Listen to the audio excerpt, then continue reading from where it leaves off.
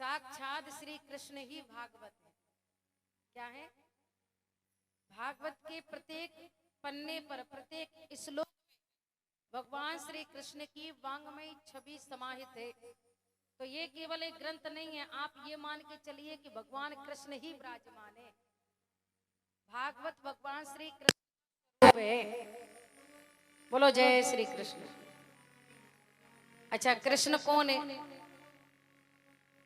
सच्चिदानंद रूपाय विश्वोत्पत्त्यादि हेतुवे तापत्रय विनाशाय श्री कृष्णाय वयं नमः। सत्य कहते हैं अविनाशी को। अच्छा, हर चीज नष्ट हो जाती होती है कि नहीं होती, लेकिन सत्य कभी नष्ट नहीं होता। तो सत्य कौन है? सत्य केवल भगवान है। सत्य भी श्री कृष्ण है, चित भी श्री कृष्ण है, और आनंद भी श्री कृष्ण है। ऐसे सच्चिदानंद भगवान श्री कृष्ण के चरणों में बारंबार प्रणाम। देखो, एक दो चार दिन तो भागवत की कथा कम समझ में आती है। पता है क्यों? माताओं को तो जब भगवान कृष्ण का जन्म होगा ना, तब से कथा समझ में आएगी। बाकी 2-3 दिन तो समझ में नहीं आता। बोलो जय श्री कृष्ण। जैसे हम और आप, हम लोग यहाँ बैठ करके कथा सुन रहे हैं, ऐसा ही एक बड़ा ही दिव्य, बड़ा पवित्र स्थान है जिसका नाम है नैमिषारण्य क्षेत्र। नैमिषारण्य क्षेत्र में 88,000 शौनकादिक ऋषि विराजमान है। कितने? 88,000 शौनकादिक ऋषियों में एक ऋषि की उम्र, एक बाबा जी की उम्र इतनी लंबी है जिनके देखते देखते कई ब्रह्मा बदल गए। ब्रह्मा जी।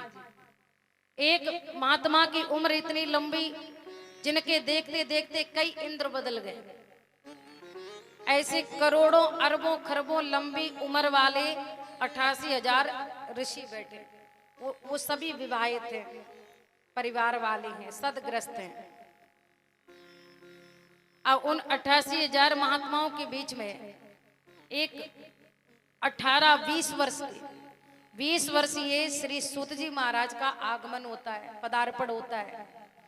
और जब 88,000 शौनकादिक ऋषियों के समीप 20 वर्ष के श्री सूत जी का आगमन होता है तो सबके सब खड़े हो जाते हैं। 88,000 ऋषि उनको प्रणाम करते हैं। अहो भाग हमारे जो आप जैसे दिव्य संत हमारे पास आए। 20 वर्ष के सूत जी के नेत्र सजल हो गए, आंखों में आंसू आ गया और कहा कि आप तो मेरे दादा की उम्र के हैं, मेरे परदादा की उम्र के हैं, आप तो मेरे दादा बाबा के समान हैं। आप आयु में, उम्र में हमसे इतने बड़े हैं और आप मुझे प्रणाम करते हो। छोटे बड़ों को प्रणाम करते हैं, लेकिन बड़े छोटों को प्रणाम करें ये शोभा नहीं देता। और आप तो उम्र में, आयु में मुझसे इतने बड़े हैं, आप मुझसे श्रेष्ठ हैं और आप मुझे प्रणाम करते हैं, मुझे वंदन करते हैं। तो सभी 88,000 ऋषियों ने कहा, क्या उम्र में बड़े होने से क्या होता है? बड़ा कौन होता है? बड़ा वो नहीं है जो धन में बड़ा है, बड़ा वो भी नहीं है जो ताकत में, बल में बड़ा है, बड़ा वो भी नहीं है जो उम्र में बड़ा है। बड़ा कौन है? बोले धन वृद्धा बल वृद्धा। जो धन में बड़ा है वो बड़ा थोड़ी है। धन वृद्धा बल वृद्धा आयु वृद्धा तथैव च। उम्र में बड़ा वो भी नहीं बड़ा। फिर ते सर्वे अपि ज्ञान वृद्धाश्च किंकिरा शिष्य किंकिरा। जो ज्ञान में बड़े होते हैं ना, विद्वान सर्वत्र पूज्यते। जो ज्ञान में बड़े होते हैं वही वास्तविकता में बड़े होते हैं, वही महान होते हैं। तो हम उम्र में आपसे बड़े जरूर हैं, लेकिन ज्ञान में आप करोड़ों सूर्य के समान हो। एक सूर्य का कितना प्रकाश होता है, और आपके अंदर करोड़ों सूर्य के समान ज्ञान रूपी प्रकाश भरा हुआ है। जो हम जैसे अज्ञानियों के अंदर से अज्ञान रूपी अंधकार को निकालकर ज्ञान रूपी प्रकाश को भर दे, ऐसे आप करोड़ों सूर्य के समान हो। और हम आपको प्रणाम नहीं करते, आपके अंदर जो ज्ञान रूपी तेज पुंज जो प्रकाश है, उस ज्ञान रूपी प्रकाश को प्रणाम करते। अब जब आप आ ही गए हो तो ऐसी सुंदर कोई दिव्य कथा हमें सुनाओ कि हमारा मन, क्योंकि अर्जुन भी कहते हैं क्या, ये मन बड़ा चंचल है, कैसे तेरा भजन करूं। पत्नी बच्चों से हम प्रेम भी करें, परिवार का भरण पोषण भी करें, परिवार को भी पालें, लेकिन साथ साथ में भगवान का भजन कैसे करें, भगवान के भजन में मन कैसे लगे। तो श्री सूत जी महाराज ने कहा, आपने जो प्रश्न किया है, मैं आपको ऐसी दिव्य कथा सुनाऊंगा जो देवताओं को भी सुनने को प्राप्त नहीं हुई। कहा ऐसी कौन सी कथा जो देवता भी तरसते रहे, देवताओं की लालसा भी बनी रही, लेकिन उनको कथा सुनने को प्राप्त नहीं हुई। कहा कैसे, कहा सुनो। एक बार की बात है, बोलो जय श्री कृष्ण। सभी देवताओं को पता चला श्री सुखदेव जी महाराज राजा परीक्षित को श्रीमद् भागवत कथा सुना रहे हैं। तो सारे के सारे देवता अमृत का कलश लेकर के आ जाते हैं, और अमृत का कलश लेकर के कहा श्री सुखदेव जी से, काम कीजिए श्री सुखदेव जी महाराज, आप ये परीक्षित जी को किस लिए कथा सुना रहे हो, श्रवण करा रहे हो, क्योंकि उनको मृत्यु का श्राप लगा हुआ है कि 7वें दिन मर जाएंगे। आप एक काम कीजिए ना, आप अमृत का कलश लीजिए और आप इनको अमृत पिला दीजिए, और ये अमृत पी करके अमर हो जाएंगे, लेकिन जो भागवत कथा आप उनको सुना रहे हो वो हमें सुना दीजिए। सभी देवताओं ने कहा क्या, एवं विनिमय जाते सुधारा क्या प्रपीयताम प्रपश्याम वयं सर्वे श्रीमद् भागवतामृतम्।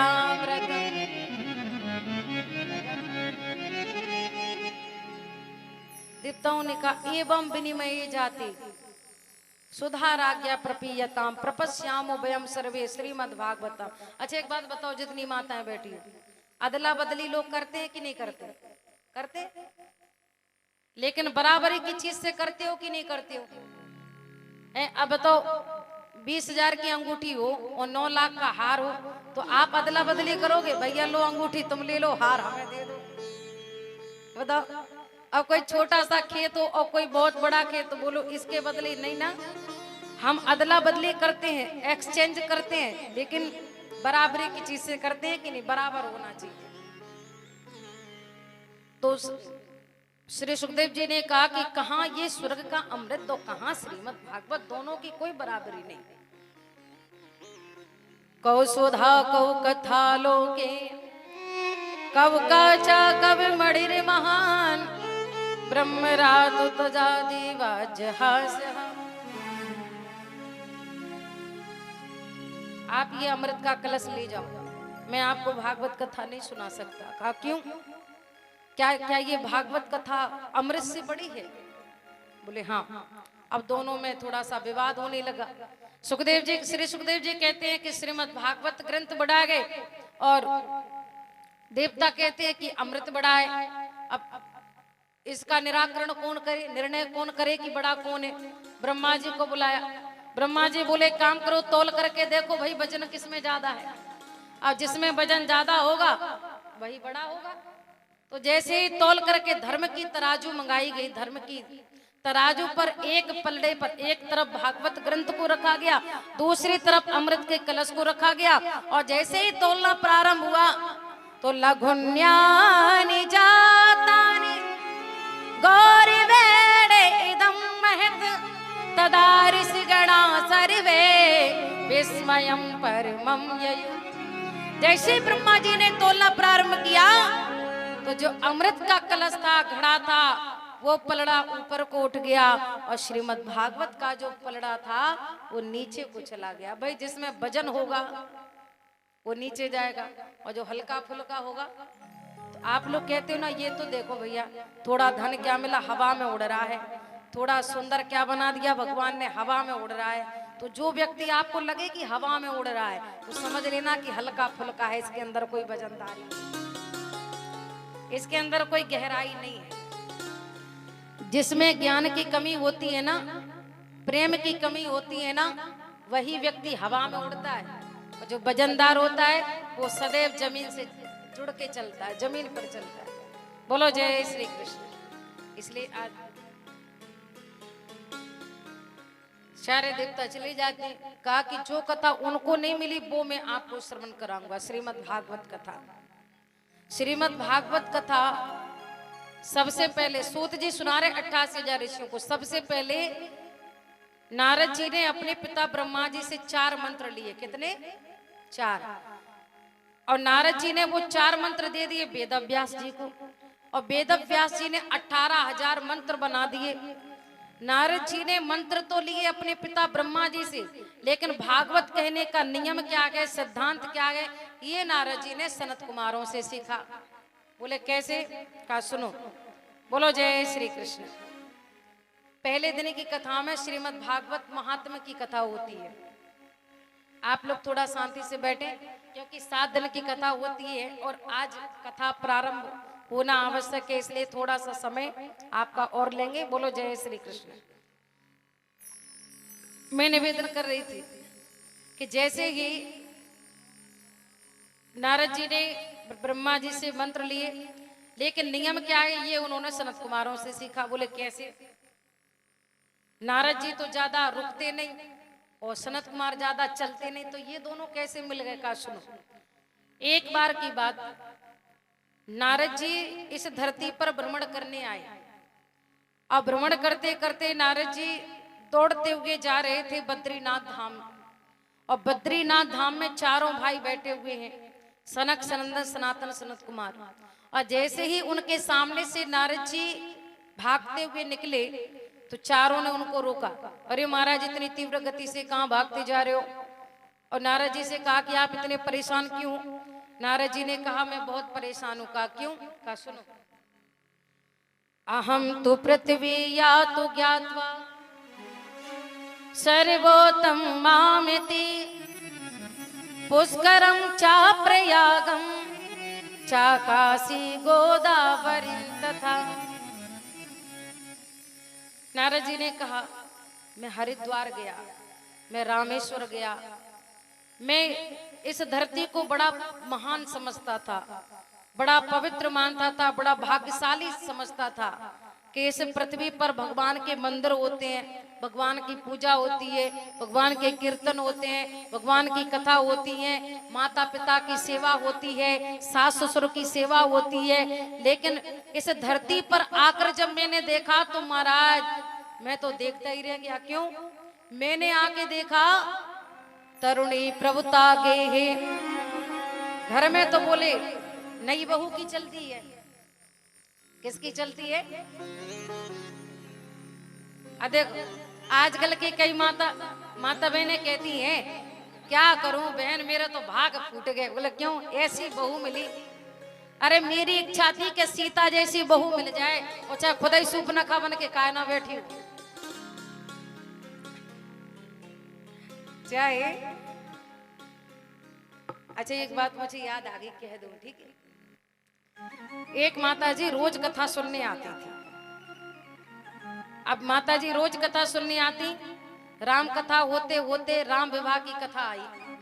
अब पंडित जी कह रहे, बोले जब राम जी का विवाह हो रहा था, विवाह होने के बाद जब विदाई हुई तो विदाई में सीता जी की माता सुनैना ने सीता जी को हृदय से लगाया और सीता जी को सुंदर सीख दी, अपनी बेटी को शिक्षा दी। क्या शिक्षा दी? बोले करे हो सदा, क्या कहा? बोले सास ससुर गुरु सेवा करे हो,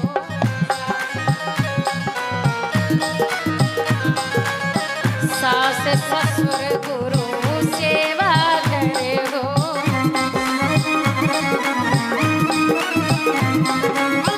सास ससुर गुरु सेवा करे हो, सास ससुर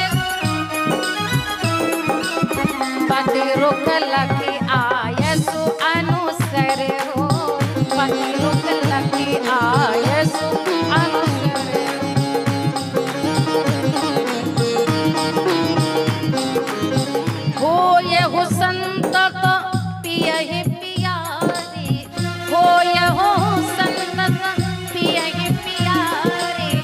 चिरु अही बात आशीष हमारी, चिरु अही बात।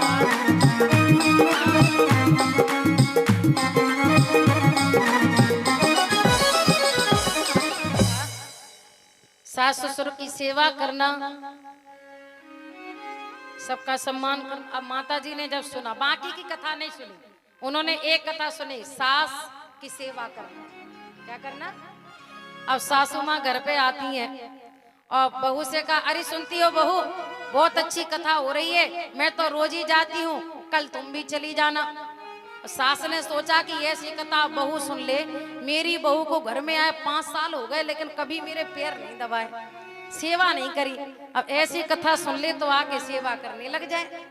अब बहू ने सोचा कि रोज तो सासू माँ तैयार हो जाती हैं जाने के लिए कि अभी तुम्हारी उम्र थोड़ी है कथा सुनने की, हमारी है, चलो कोई बात नहीं, कथा सुनने को तो मिलेगी। अब दूसरे दिन बहू आई, अब एक ही कथा रोज रोज तो होगी नहीं, दूसरे दिन कथा बदल गई।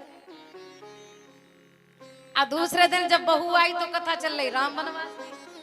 अब राम वनवास में जब राम जी वन को जा रहे तो माता कौशल्या कह रही है, बेटा राम, ये मेरी बहू नहीं है, फिर ये मेरी बेटी है, और जब से जनकपुर से आई है मैंने इसको धरती पे पांव ना रखने दिए। फिर बोले, पलंग पीठ तजी गोद हिड़ा, पलंग पीठ तजी, पलंग पीठ तजी गोद हिडोरा, पलंग पीठ तजी सिए नदीन पगी अवनी कठोरा, सिए नदीन पगी अवनी कठोरा। जब से बहू आई है तब से मैंने पलंग से पीठ पे बिठाया, पीठ से गोदी में लिया और गोदी से जब नीचे उतारा तो झूला में झुलाया, धरती पे पांव ना रखने दिए। अब बहू की कथा सुन के बहू का दिमाग खराब। बहू ने सोचा, ये भगवान, हम मर गए झाड़ू पोछा लगाते लगाते। क्यों? बोले, कौशल्या जी तो अपनी बहू सीता को झूला में झुलाती थी, हमारी साथ झाड़ू पोछा साफ। तो बहू गई घर पे। देखो, पहले जब शादी विवाह होते थे तो बहू जो होती थी वो 7 साल की होती थी, 9 साल की होती थी, तो सास गोदी में खिलाती थी, पीठ पे बिठाती थी। अब 20 साल की 25 साल की आ रही हो, दुबली पतली सास मिल जाए, हट्टी कट्टी बहू मिल जाए, अब बोलो कि पीठ पे बैठाओ, गोदी में बैठाओ। अब पहले छोटी छोटी बहू आती थी तो सास लाड़ करती थी, खिलाती थी। अब 25 साल की बहू आ रही तो का गोदी में बिठाए। बोलो जय श्री कृष्ण। इसलिए अब बहू घर पे गई, बहू ने कहा, अब सास बैठी आंगन में पैर फैला के, पता है क्यों? बोले, बहू तो कथा सुन के आ रही है कि सास ससुर गुरु सेवा करे, आके सेवा करेगी। और जैसे बहू पहुंची, सास ने कहा, अरे बहू तुम चली गई कथा सुनने, सारे घर का काम काज मुझे करना पड़ा, बड़ा थकान हो रहा है, थोड़े पैर दबा दो। बहू ने कहा कि पैर साइड में करो, पहले झूला मंगवाओ, आंगन में डालो झूला। क्यों? बोले, सीता जी की सास तो कौशल्या जी उनको झूला में झुलाती थी और आप काम करवाती। बोले, कल से हम भी झूला में झूलेंगे। सासू माँ बोली, बोले पंडित जी को दूसरी कथा ना मिले। क्यों? बोले, सास जाती है तो सास के मन की कथा करते हैं, बहू जाती है तो बहू के मन की कथा करते हैं। बोलो जय श्री कृष्ण। इसलिए आज कहा कि महाराज, अगर घर में नई बहू की चलती है तो अच्छी बात है, नई बहू की चलनी चाहिए, लेकिन कोई काम, बड़ा काम करे, कोई भी काम करे तो थोड़ा सास ससुर से सलाह लेनी चाहिए। कोई भी काम बिना सास ससुर से पूछे नहीं करना चाहिए, माता पिता से बिना पूछे नहीं करना चाहिए।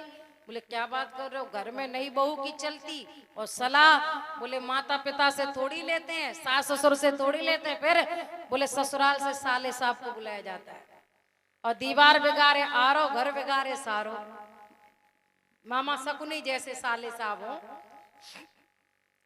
और तरुणी प्रभुता की श्याल को बुद्धि दायका कन्या विक्रन। बोले, इतना पाप बढ़ गया है, मुझे कहीं अच्छा नहीं लगा। लेकिन जब मैं वृंदावन में आया तो वृंदावन की तो क्या कहना, आली रे मन